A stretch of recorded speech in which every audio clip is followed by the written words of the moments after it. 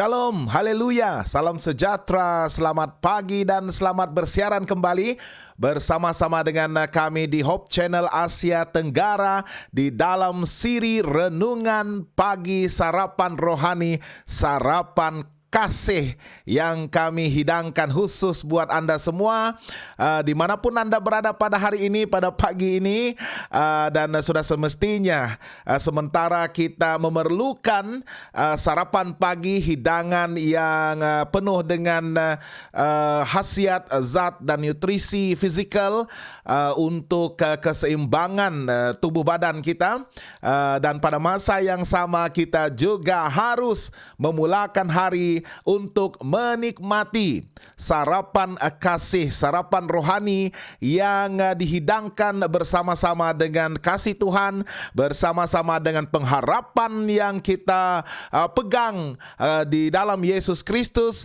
dan juga kuasa dan kekuatan daripada firman Tuhan yang penuh dengan kebenaran yang membantu kita untuk memperoleh kepastian dan jaminan di dalam kehidupan kita. Ya, dan saya Pastor Brian Scott Padam akan menemani Anda sepanjang hari ini, bukan hari ini, pagi ini, sementara kita bersiaran mungkin selama 40-45 menit untuk mendalami firman Tuhan bersama-sama, dan seterusnya untuk bersarapan agar kita akan dapat menemukan kekuatan dan kuasa yang Tuhan telah sediakan untuk kita tuntut, untuk kita ambil daripadanya, agar kita dapat berhadapan dengan apapun bentuk masalah dan cabaran yang akan kita lalui sepanjang hari ini nanti. Dari mana Anda bersiaran bersama-sama dengan saya pada pagi ini? Mungkin Anda sedang berada di rumah, sedang pun duduk untuk menikmati sarapan hidangan yang telah disediakan di atas meja makan, dan mungkin ada juga yang sedang duduk di kedai-kedai makan ya, dalam perjalanan menuju ke tempat kerja Anda. Apapun yang Anda pesan di atas meja makan, pastikan makanan tersebut akan cukup mengenyangkan. Ya, jangan makan setengah-setengah, nanti jam 9.30 sudah ada rasa lapar, jam 10 jam 11 sudah tidak tahan lagi, belum lagi time makan, rehat untuk makan, terus kita keluar untuk cari makanan ya. Jadi pastikan breakfast ataupun sarapan pagi itu merupakan meal ataupun hidangan yang lengkap untuk membekalkan bukan sahaja kekenyangan ya, tetapi dengan nutrisi yang seimbang untuk tubuh badan kita dan membantu kita untuk bertahan selama beberapa jam ini sebelum menikmati makanan tengah hari nanti ya. Dan bagi Anda yang mungkin sudah pun berada di kebun ya, di huma, di ladang, di tempat kerja Anda, di alam ya, di nature, untuk mengusahakan tanah, pusaka yang telah ditinggalkan untuk kita sama-sama usahakan dan memberkati ya melalui hasil tanaman kita itu. Kami ucapkan selamat bekerja, selamat berkebun, bercucuk tanam. Semoga hasil daripada tanah itu akan memberkati Anda sekeluarga, dan juga memberikan Anda kepuasan ya untuk melakukan pekerjaan tersebut dengan keringat dan dengan usaha Anda, dengan passion ya, dengan kerinduan untuk melihat tanah yang diusahakan itu akan memberikan hasil yang baik, hasil bumi yang baik untuk Anda nikmati bersama dengan keluarga Anda ya. Jadi kami juga doakan Anda akan terus sehat dan diberikan kekuatan dan tenaga yang cukup untuk bekerja di kebun, di ladang, di huma, di dusun durian, dusun buah-buahan dan sebagainya ya. Dan pastikan Anda juga tidak ketinggalan untuk mendapatkan sumber nutrisi rohani daripada sarapan kasih kita pada pagi ini. Dan mungkin ada yang baru sahaja bangun dari tidur, jangan berus gigi dahulu.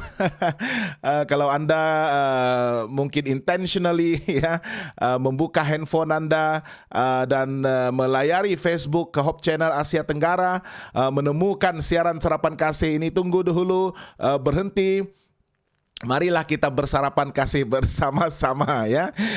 Sementara kita mencari kebenaran Tuhan, menemukan Yesus Kristus dan akhirnya membuat keputusan untuk terus setia mendekat kepada Yesus sepanjang hidup kita. Oke, bagi yang bersiaran bersama-sama dengan saya pada pagi ini, selamat bersiaran. Anda boleh berinteraksi bersama-sama dengan saya. Jangan segan, jangan malu. Ini adalah ruangan terbuka untuk kita sama-sama berinteraksi untuk menyampaikan ucapan kasih kita, ucapan selamat pagi, kata-kata dorongan, kata semangat, mutiara kata, dan seterusnya untuk menuliskan permohonan-permohonan doa Anda agar di hujung siaran ini nanti kita akan dapat berdoa bersama-sama secara berjamaah untuk berdoa bagi permohonan-permohonan Anda, dan kita percaya Allah yang baik, Allah yang begitu mengerti dan ingin untuk menyendengkan telinganya mendengar segala keluh kesah kita. Dia akan menjawab, bukan sahaja mendengar, tetapi akan menjawab segala permohonan doa kita sesuai dengan kehendaknya dan sesuai dengan kebesarannya, kasihnya, dan juga waktu Tuhan yang pastinya terbaik untuk kehidupan kita ya. Jadi jangan lupa berinteraksi bersama-sama dengan saya, dan pada masa yang sama juga tekan ya, yang paling penting tekan kongsi ya. Share, kongsikan pautan live kita ini di dinding Facebook wall, dinding Facebook pribadi Anda, agar ramai lagi rakan-rakan, teman-teman, ahli keluarga Anda yang akan dapat diberkati, dicapai melalui perkongsian Anda ya di laman ataupun di dinding pribadi Facebook Anda ya. Dan melalui perkongsian itu ya, kita doakan mudah-mudahan Tuhan akan menggunakan medium tersebut untuk menyentuh lebih ramai jiwa dan meyakinkan lebih ramai jiwa yang begitu memerlukan akan kebenaran dari firman Tuhan melalui perkongsian kita ya. Usaha yang sedikit itu, penglibatan yang sedikit, a little participation ya, untuk menekan butang kongsi dan seterusnya, memaparkan siaran Sarapan Kasih ini di dinding Facebook pribadi Anda, dan ramai kenalan Anda akan dapat dicapai sekiranya mereka menyaksikan siaran ini walaupun selepas live kita ya. Dan di ruangan sembang live kita juga ada beberapa butang emoji. Kita tekan butang like, kita bukan tekan butang love, butang kasih itu ya. Oke, tekan-tekan saja, percuma itu untuk menyatakan dukungan Anda terhadap pelayanan media Hope Channel Asia Tenggara, dan seterusnya dapat membuatkan posting kita ini trending dari masa ke semasa. Oke, kita bersama dengan Sister Rachel Gonsung. Rachel Gonsung memang awal dia bersama-sama dengan kita pagi ini. Selamat pagi Pastor dan semua yang bersarapan kasih. Selamat pagi juga kepada Sister kita Rachel Gonsung. Semoga Tuhan akan terus memberkati daripada Cindinia ya. Cindy, selamat pagi Pastor, baru berkesempatan dapat mengikuti sarapan pagi ini. Sarapan kasih ya, selalu dengar yang ulangan saja. Ya, selamat bersiaran Sister Cindy, semoga Tuhan memberkati. Ini Embun, selamat pagi Pastor dan semua. Selamat pagi juga kepada Ini Embun. Tuhan memberkati Ini Embun sekeluarga pada hari ini. Dan pada hari ini kita akan memulakan ibadah pagi kita, sarapan kasih kita ini, dengan satu lagu yang sudah lama juga saya tidak nyanyikan dan jarang sekali saya dengar dalam bahasa Indonesia ini. Betapa indah kasih-Mu Yesus. Saya rasa saya menyanyikan lagu-lagu dalam senarai yang sebegini ya, senarai lagu-lagu yang kontemporari dengan lagu ini sewaktu saya masih lagi di sekolah menengah ya, berpuluh tahun dahulu ya. Dan lirik daripada lagu ini mengatakan, betapa indah kasih-Mu Yesus, begitu nyata kuasa-Mu, bila diriku dalam derita selalu Kau datang menolongku. Betapa indah kasih Yesus yang bukan saja disimpan untuk dirinya sendiri, tetapi dia ingin mengadakan satu bentuk perhubungan pribadi dengan kita, dan dia berkongsikan, dia menyalurkan kasih yang indah itu untuk hidup kita, untuk memastikan kita merasai kasih Tuhan itu yang memberikan kita penghiburan, memberikan kita kepastian dan jaminan akan masa depan yang lebih cerah dan lebih bahagia sekiranya kita menjadi miliknya. Bila diriku dalam derita, setiap kali kita berhadapan dengan pelbagai bentuk penderitaan, ya, kesakitan, penganiayaan, kita akan merasakan kelegaan dan juga kita merasakan jaminan ya bahwa Tuhan akan mengiringi kita melalui segala masa-masa sukar dan liku-liku hidup itu bersama-sama, dan Dia akan menghulurkan tangannya untuk menolong kita. Hatiku rindu padamu Yesus, itu adalah kerinduan, respons kita. Hati kita selalu rindukan ya pada Yesus, kita ingin selalu bersamanya. Ku ingin selalu bersamamu. Hulurkan doa kita, menuntut ataupun memohon agar Tuhan akan menghulurkan tangan kasih-Nya agar kau dapat mengiringku ya, agar kau dapat mengiringku, untuk mengiringi kita sepanjang perjalanan hidup kita yang penuh dengan liku-liku hidup ini. Glory haleluya, terpujilah namamu, sembah sujudku hanyalah padamu.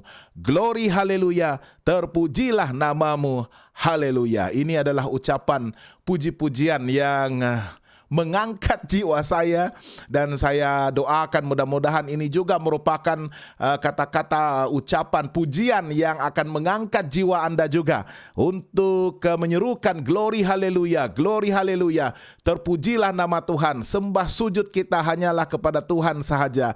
Glory haleluya, terpujilah nama Tuhan, haleluya. Oke, jadi jika Anda masih ingat lagi lagu ini, sudah agak lama lagu ini, saya rasa lebih 30 tahun mungkin. Marilah kita sama-sama nyanyikan untuk memberikan pujian kepada Tuhan dan mengingatkan kita akan kasih Yesus Kristus yang begitu indah, yang akan dinyatakan kuasanya dan kasih-Nya itu di dalam hidup kita pada hari ini ya. Betapa indah kasih-Mu Yesus.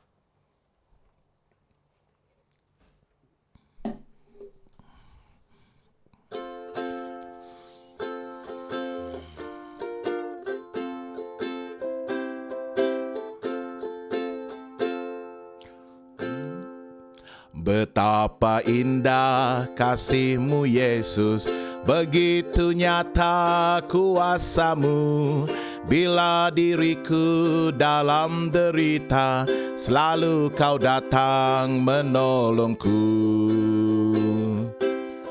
Hatiku rindu padamu Yesus, ku ingin selalu bersamamu. Ulurkan tangan kasih-Mu agar Kau dapat mengiringku.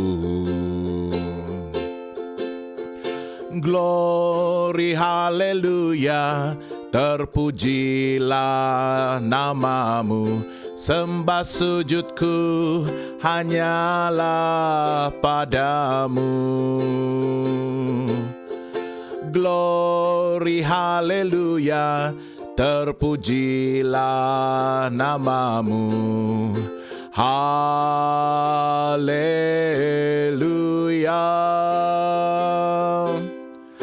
Betapa indah kasih-Mu Yesus, begitu nyata kuasa-Mu, bila diriku dalam derita, selalu Kau datang menolongku. Hatiku rindu padamu Yesus, ku ingin selalu bersamamu. Ulurkan tangan kasih-Mu agar Kau dapat mengiringku. Glory haleluya, terpujilah nama-Mu, sembah sujudku hanyalah padamu. Glory haleluya, terpujilah nama-Mu. Haleluya.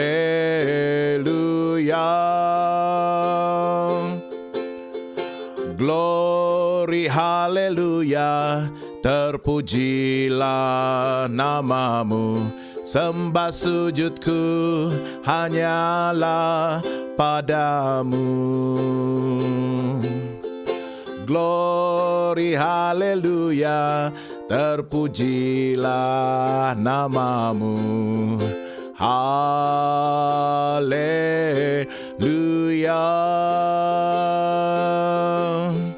Haleluya.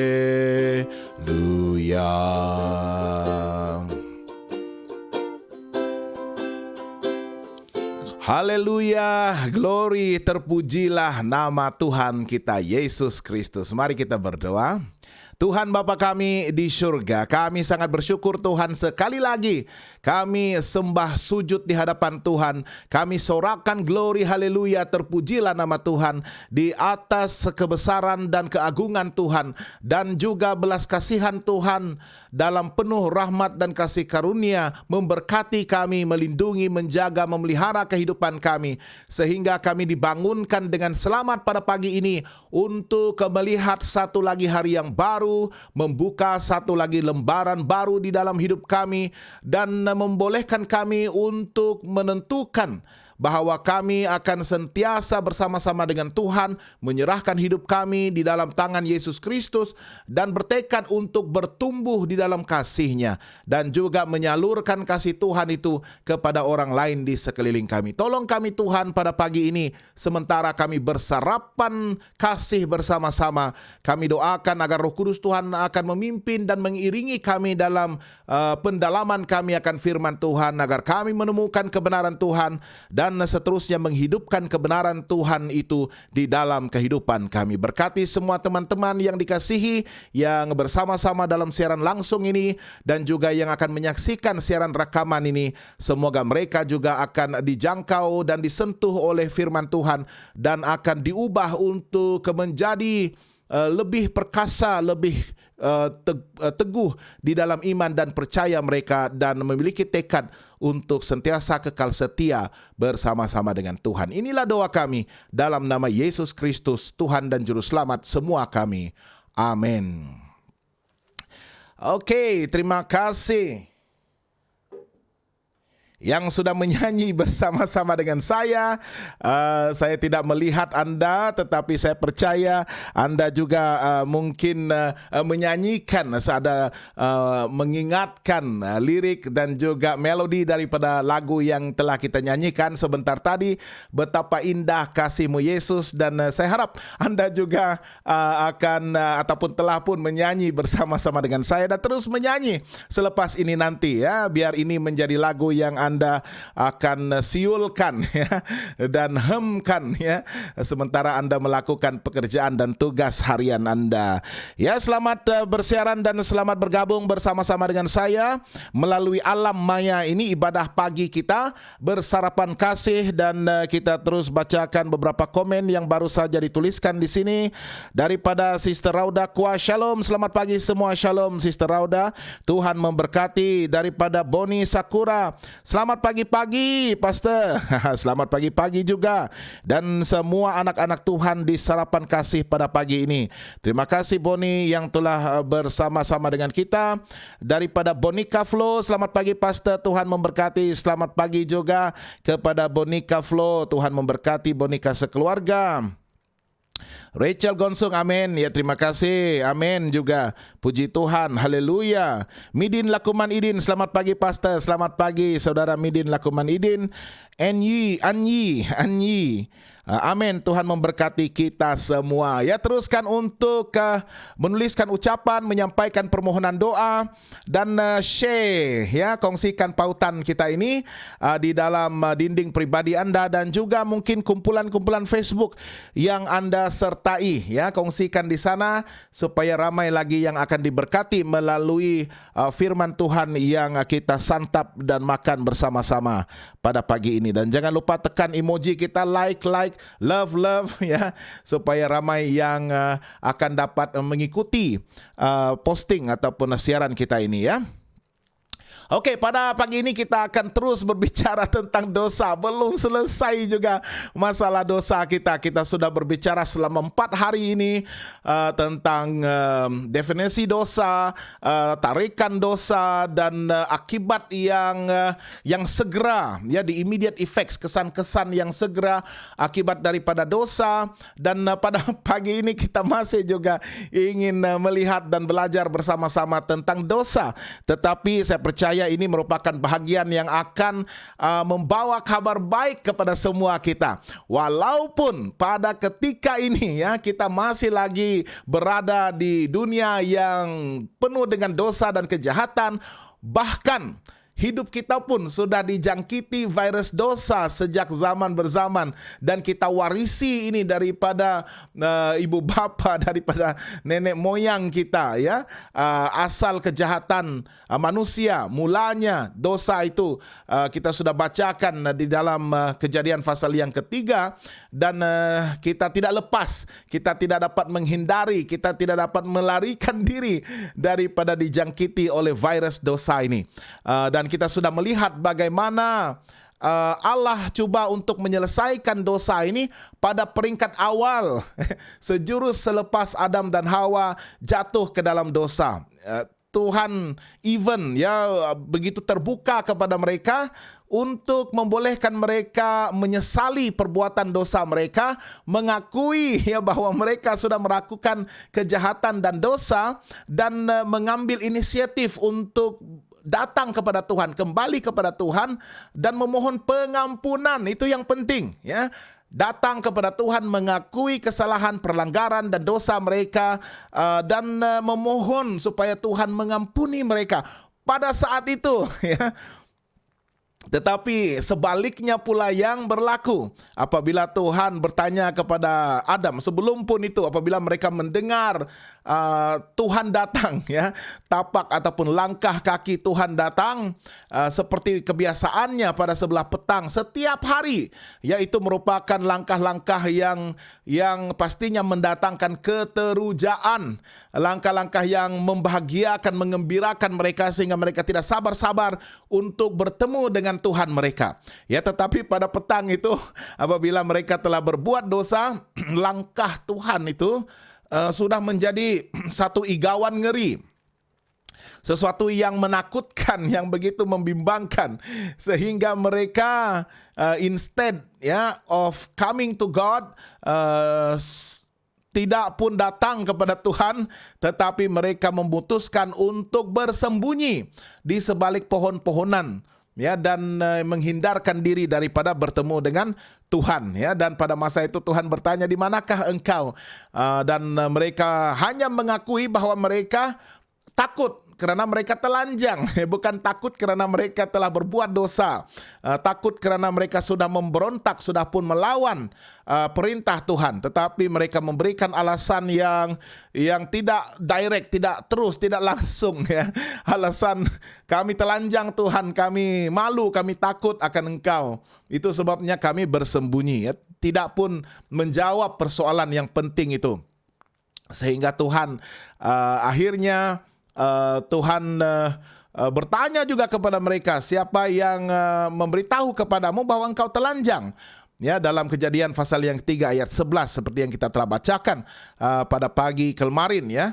Adakah engkau makan dari buah pohon yang kularang engkau makan itu? Dan selepas itu kita melihat bagaimana pengaruh dosa ini ataupun kesan dosa ini mengakibatkan manusia saling salah menyalahkan.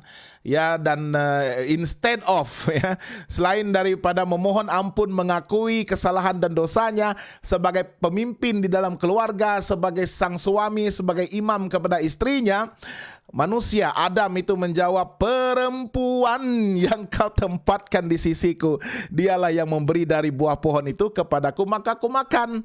Ya, jadi dalam kata lain dia menyalahkan Tuhan. Engkaulah yang menempatkan, menciptakan perempuan ini sebagai istriku di sisiku, dialah yang menggoda aku, dialah yang membawa buah itu yang telah dimakannya dan menawarkan supaya aku juga memakannya, dan dia menyalahkan perempuan itu.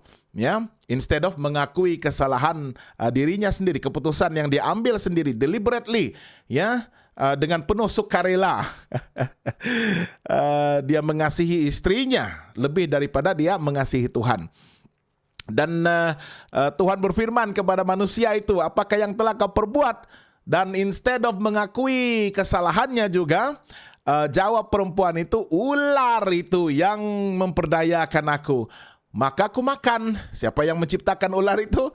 Dia juga menyalahkan Tuhan. Ya, ular itu yang kebetulan berada di pohon itu, yang memanggil-manggil aku, menggoda aku, membawa tipu muslihat ini untuk memerangkap aku, maka aku makan. Tidak juga mengakui kesalahannya sendiri, bahkan menyalahkan Tuhan yang menciptakan ular itu. Dan itu sebabnya Allah tidak bernegosiasi dengan ular. Dia tidak ada diskusi ataupun sebarang perbincangan dengan ular itu. Ya, very clear. Ayat yang ke-14, lalu berfirmanlah Tuhan Allah kepada ular itu, kerana engkau berbuat demikian, terkutuklah engkau di antara segala ternak dan di antara segala binatang hutan, dengan perutmu lah engkau akan menjalar, dan debu tanahlah yang kau makan seumur hidupmu. Jadi sudah ada satu kutukan terhadap ular itu. Ya, Tuhan directly execute judgment, melaksanakan penghakiman dan pembalasan ke atas ular itu, ya, akibat daripada penipuannya terhadap perempuan itu. Ya, jadi Tuhan mengutuk ular itu, dan ular itu sekarang menjalar menggunakan perutnya. Ya, itu sebabnya kita percaya, dan Alkitab juga mengatakan ular ini yang paling cantik, yang paling cerdik, dan dia diciptakan dalam penuh keindahan. Ya, itu sebabnya si Hawa ini dia tidak takut kepada ular tersebut. Apabila ular itu berdiskusi dengannya, dia very comfortable. Ya, dia begitu selesa untuk berbicara dengan ular tersebut, karena ular itu sangat cantik, sangat indah. Tetapi apabila disumpah oleh Tuhan, dikutuk, maka mungkin tangan dan kakinya telah ditiadakan, ya, dan dia hanya dapat menjalar. Mungkin juga dia ada sayap, dia boleh terbang ke sana kemari. Sudah pun diambil oleh Tuhan, dan sekarang dia akan menjalar, dan debu tanah akan menjadi makanannya. Dia bersembunyi pun di dalam lubang-lubang tanah, ya, bukan lagi di atas pokok terbang ke sana ke sini, ke sana ke sini. Oke, dan ayat yang ke-15 inilah yang akan kita perhatikan pada pagi ini. Ini merupakan satu ayat yang sangat penting untuk membuka horizon kita, melihat dengan lebih jauh bagaimana pada masa itu pun, pada masa manusia jatuh ke dalam dosa, telah ditewaskan oleh dosa, dan memilih untuk melawan, memberontak terhadap Allah. Ayat yang ke-15, Tuhan telah pun menyediakan rancangan penyelamatan. Bahkan sebelum pun manusia berbuat dosa itu, Tuhan begitu sistematik, dia begitu strategik merangka bagaimana dia akan menyelamatkan manusia sekiranya mereka jatuh ke dalam dosa. Perancangan ini adalah begitu intentional, dengan tujuan yang begitu spesifik. Ya, agar manusia yang dikasihinya, yang diciptakannya dengan usaha mencorakkan manusia, membentuk manusia itu daripada debu tanah, dan meminjamkan kepada manusia nafas kehidupan yang datang daripadanya sendiri.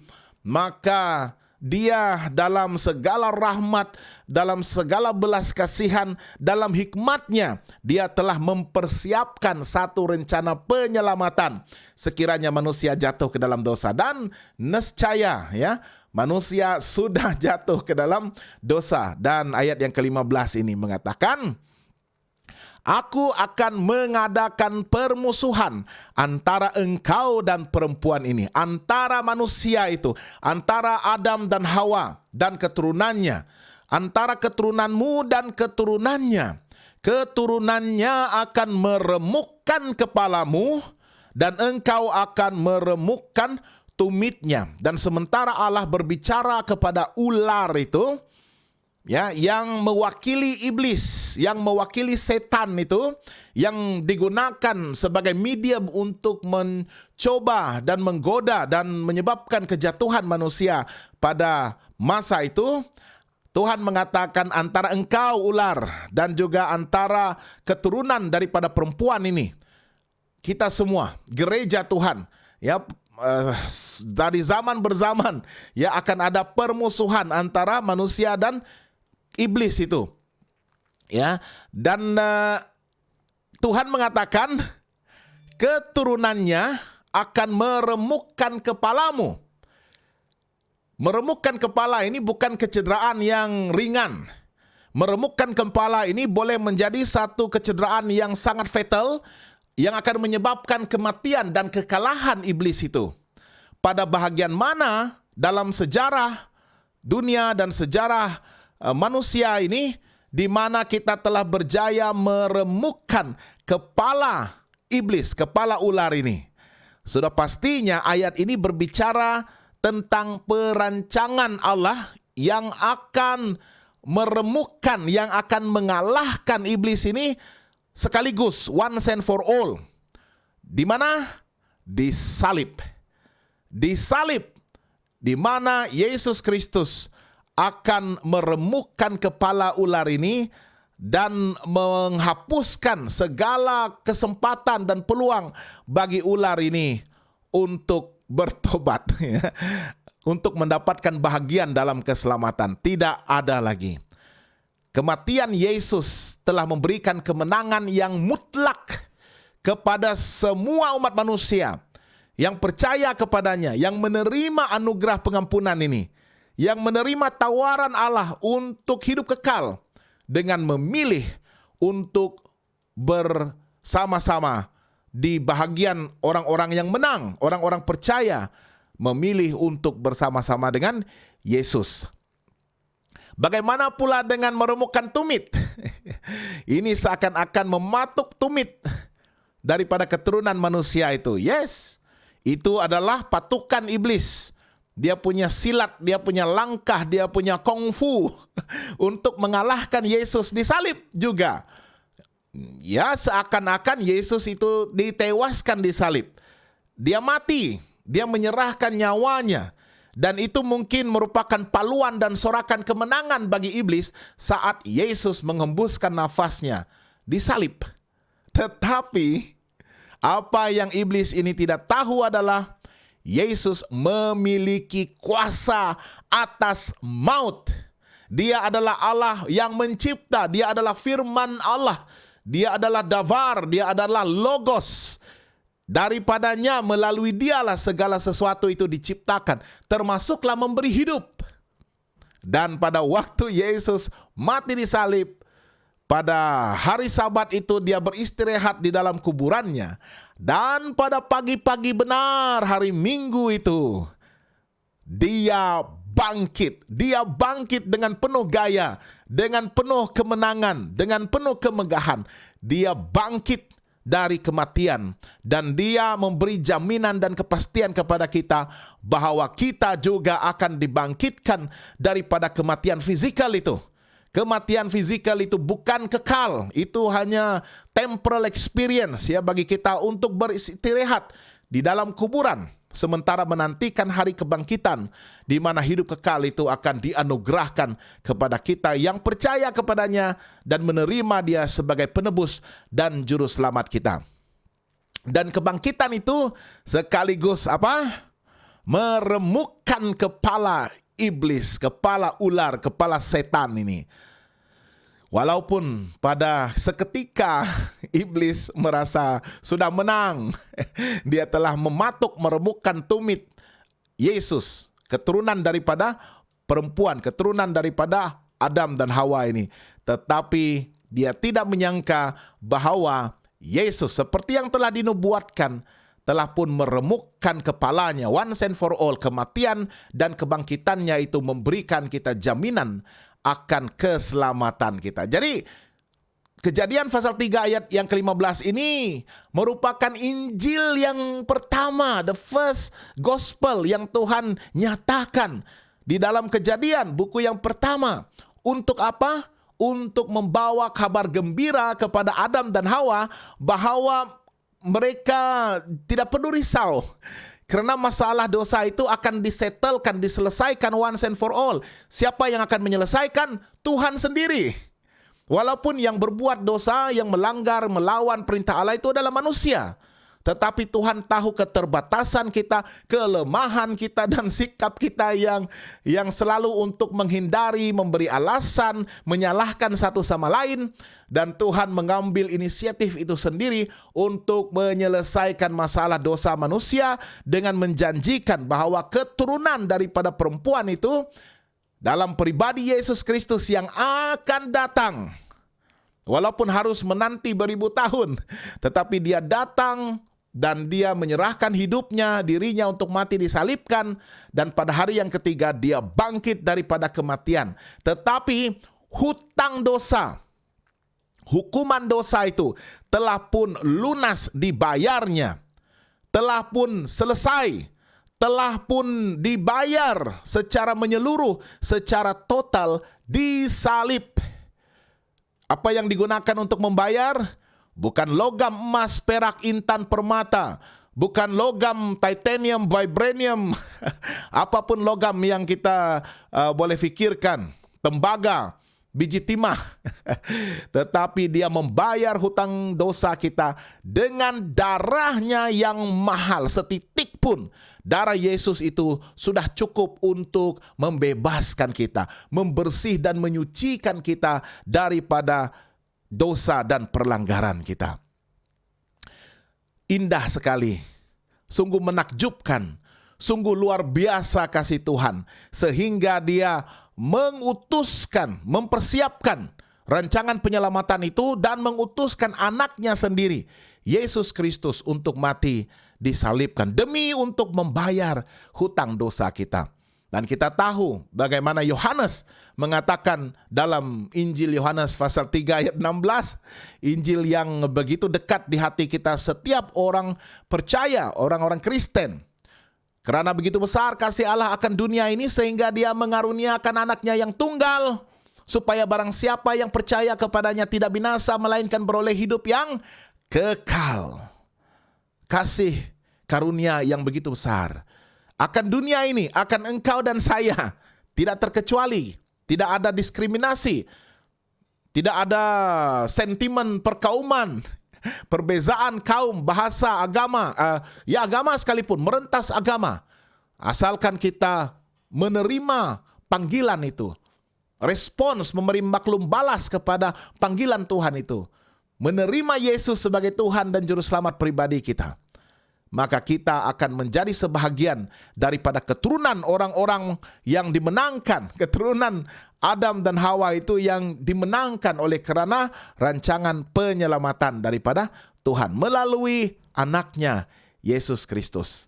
Jadi keselamatan itu terbuka secara umum, universal, kepada sesiapa sahaja yang memberi respons untuk menyahut panggilan tersebut dan bersiap untuk menyerahkan diri mereka kepada Tuhan.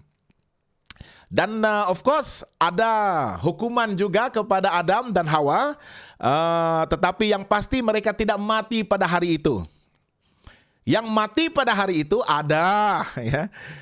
Yang dipetik pada hari itu, yes, kita mulakan dengan daun daripada pohon ara yang digunakan untuk Adam menutupi malunya, aibnya, ya, dia dan istrinya. Tetapi Tuhan tidak mau mereka mengenakan daun ara itu sebagai jubah untuk menutupi aib dan perlanggaran mereka, kesalahan mereka, dosa-dosa mereka. Tetapi Tuhan menyediakan kain, bukan kain anak Adam dan Hawa, kain dalam rupa kulit binatang. Kulit binatang. Ya, dan ayat yang ke-21, dan Tuhan Allah membuat pakaian dari kulit binatang untuk manusia dan untuk istrinya itu, lalu mengenakannya kepada mereka. Daun tidak cukup untuk menutup aib dan malu kita, untuk menutup rasa bersalah kita, untuk menutup ketakutan kita. Tetapi Tuhan mengajar mereka bahwa pakaian pertama, kain kulit yang pertama yang dibuat oleh Allah sendiri. Allah yang membuat, yang mempersiapkan bagi Adam dan Hawa itu pakaian dari kulit binatang. Leather. Bayangkan, tidak ada cotton, tidak ada polyester, tidak ada lakos, apapun material, kain, fabric yang ada pada masa ini. Tetapi harus menggunakan kulit binatang. Bayangkan, kulit binatang itu harus disiat daripada badan tubuh binatang itu. Jadi maksudnya apa? Binatang itu harus dibunuh. Binatang itu harus mati. Siapa yang bersalah dalam hal ini? Adakah binatang yang bersalah ataupun Adam dan Hawa yang bersalah? Adam dan Hawa yang bersalah, tetapi binatang yang menerima hukumannya. Domba itu harus disembelih. Tuhan harus membunuh domba untuk dapat menyiat kulitnya itu, the wool, ya, yang berbulu itu, ya, untuk menghindarkan dari kesejukan. Alkitab menyatakan bahwa petang itu sejuk, ya. Ditambah pula jubah kemuliaan itu sudah pun dirampas daripada tubuh mereka. Dan ketelanjangan mereka menyebabkan lebih sejuk. Dan Tuhan menyediakan bagi mereka pakaian dari kulit binatang. Tetapi binatang harus dijadikan korban. Dan itu bukan suka-suka, itu bukan secara kebetulan, itu bukan merupakan perancangan yang impromptu pada masa itu. Apa yang kita harus gunakan sebagai pakaian? Mari kita ambil binatang, ya, kulit binatang itu. Tidak. Itu sudah ada dalam perancangan sistematik Allah. Dia harus membunuh domba itu dan mengingatkan mereka bahwa dosa-dosa yang mereka lakukan telah menyebabkan perlunya ada penebusan. Mereka tidak mati karena belas kasihan, kasih karunia Tuhan, rahmat Tuhan. Mereka mati menua. Ya, mereka mati lebih 900 tahun kemudian. Tetapi yang mati adalah domba, binatang itu. Dan domba itu sebenarnya melambangkan kepada Kejadian 3 ayat 15 tadi. Rencana penyelamatan Injil yang akan datang pada satu masa nanti daripada keturunan Hawa dan Adam itu. Yesus Kristus sebagai domba Allah yang akan mati bagi dosa-dosa manusia. Menggantikan kematian kita di salib itu dengan menyerahkan dirinya untuk memikul bebanan dosa seluruh umat manusia. Dan menawarkan keselamatan itu percuma. Tidak ada lagi yang perlu dijelaskan, yang perlu dilunaskan, yang perlu dibayar. Karena Tuhan Yesus Kristus telah membayar secara penuh, secara total, secara mutlak hutang dosa manusia. Betapa indah kasih-Mu Yesus. Begitu nyata kuasa-Mu. Bila diriku dalam derita, Engkau datang menolongku. Ini adalah pertolongan Allah. Dia datang tepat pada masanya.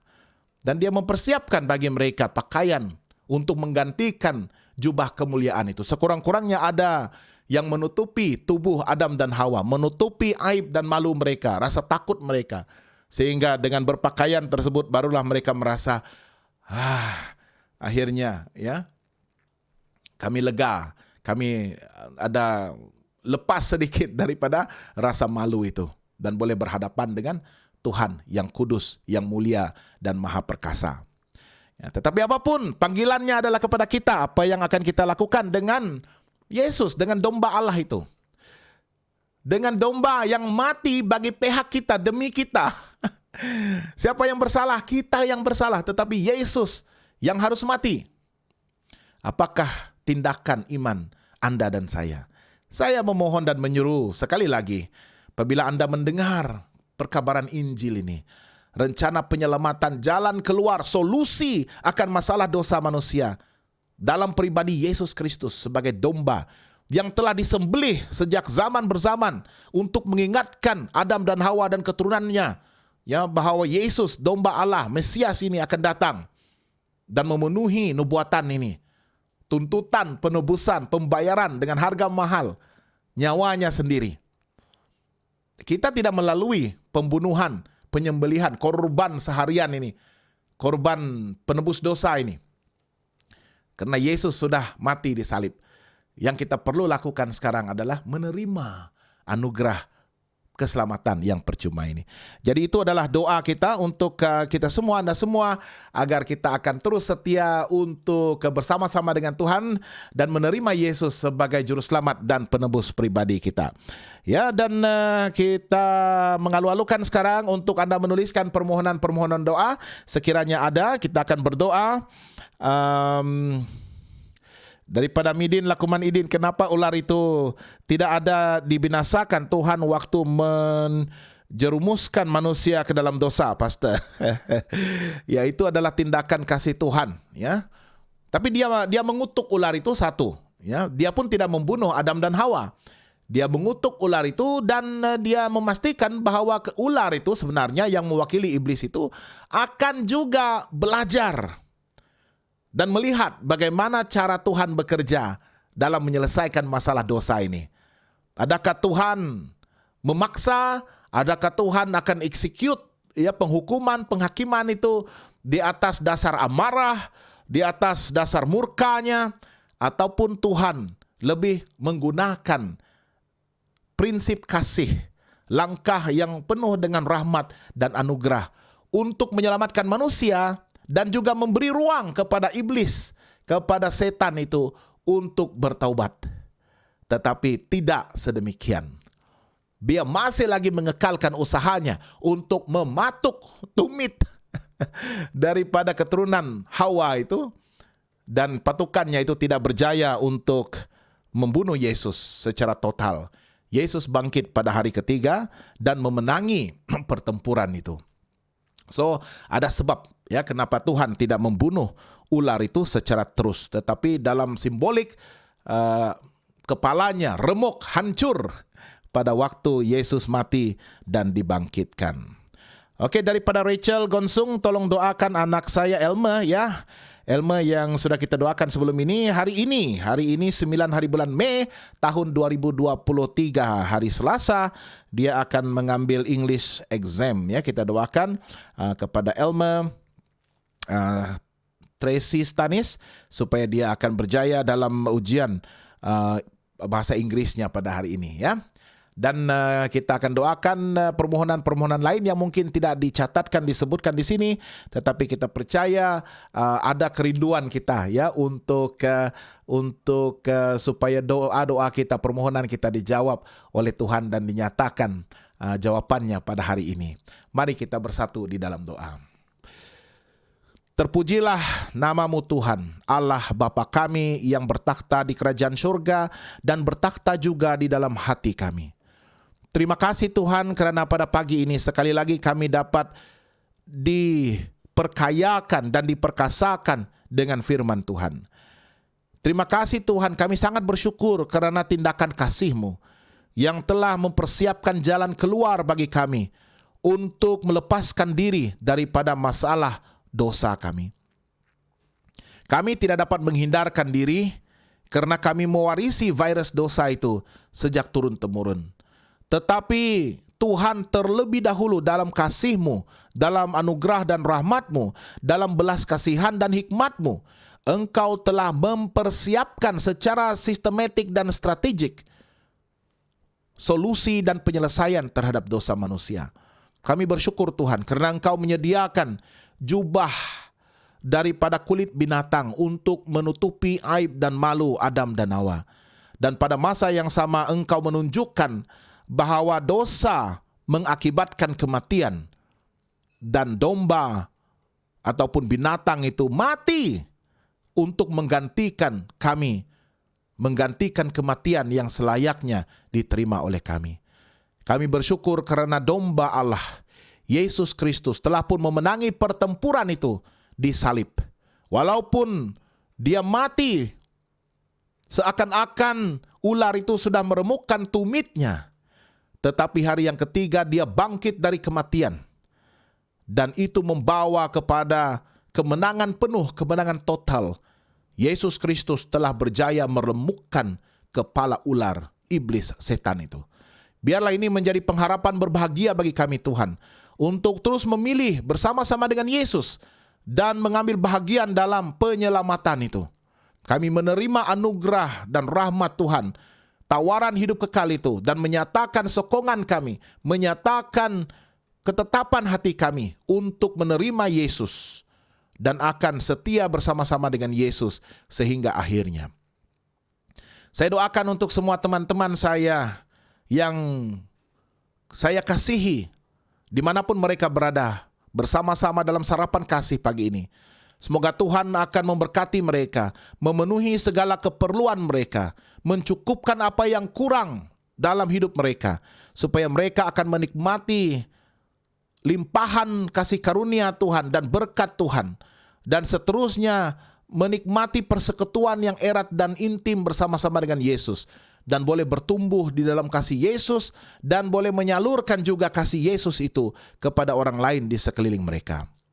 Saya doakan agar Tuhan akan memberikan kelegaan kepada mereka yang masih bergumul dengan pelbagai bentuk masalah dan ujian iman mereka.